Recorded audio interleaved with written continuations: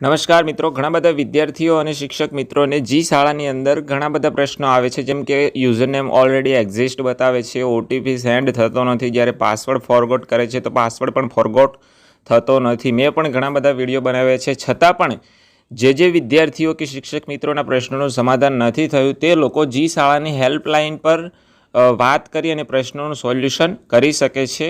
જી શાળા એપ્લિકેશનની હેલ્પ માટે તમને કોઈ નંબર આપવામાં આવ્યો નથી, પરંતુ એક મેઇલ આઈડીની મદદથી તમે ચોક્કસ તમારા પ્રશ્નોનું સોલ્યુશન મેળવી શકો છો। જી શાળાની હેલ્પલાઇન માટે જીમેલ આઈડી છે, એની ઉપર મેં આ રીતના 2 મેઇલ મોકલ્યા હતા। એના જવાબ રૂપે મને આ રીતનો જી શાળા તરફથી મેઇલ કરવામાં આવ્યો છે। મારા પ્રશ્નોનું સમાધાન મને 100% મળી ગયું છે। તમારે પણ આ રીતનો મેઇલ કરવો હોય તો કેવી રીતે કરશું એ જોઈએ આપણે। સૌપ્રથમ તમારું જીમેલ છે એને ઓપન કરો। આ રીતનું ઓપન કરશો ત્યાર પછી અહીં નીચે કમ્પોઝ કરીને પેન્સિલનું નિશાન આપ્યું છે, એના પર ક્લિક કરો। હવે અહીં સૌપ્રથમ અહીં વિષય લખવાનો છે કે જી શાળાનો પાસવર્ડ ફોરગોટ કરવા બાબતે, અથવા તો ઓટીપી ન મળવા બાબતે, અથવા તો યુઝરનેમ ઓલરેડી એક્ઝિસ્ટ બતાવવા બાબત, અને ત્યાર પછી અહીં જે પણ તમારો પ્રશ્ન હોય વિગતવાર અહીં જણાવવાનો રહેશે। મેઇલની અંદર તમે જે પ્રશ્નો પૂછો છો એ પ્રશ્નો હિન્દી, અંગ્રેજી અથવા ગુજરાતી કોઈ પણ એક ભાષામાં તમે પ્રશ્ન પૂછશો તો પણ એનો જવાબ આપવામાં આવશે।